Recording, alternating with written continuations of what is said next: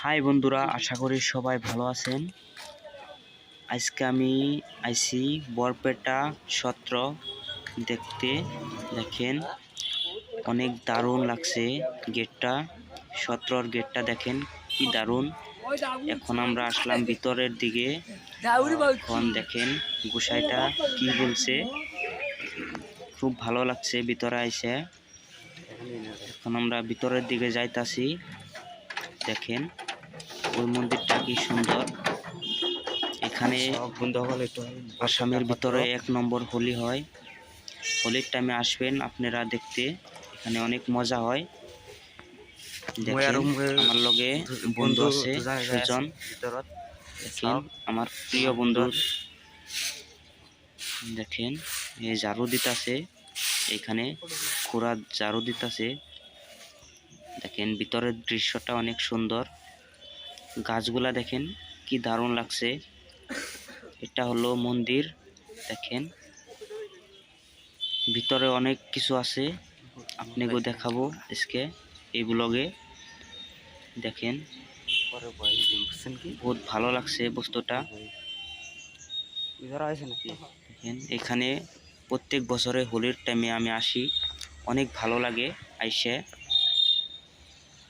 আশা করি আপনারা দেখে মজা পাইবেন।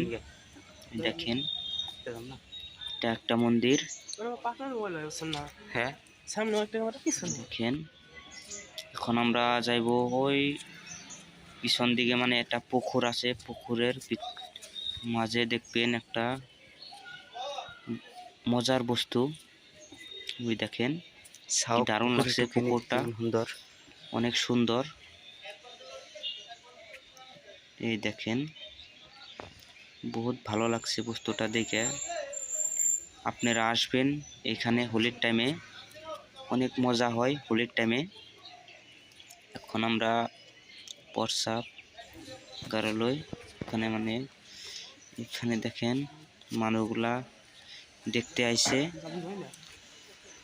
এখন আমরা যাইব ওইদিকে। দেখেন নারিকেল গাছ, সুন্দর সুন্দর নারিকেল গাছ আছে এখানে।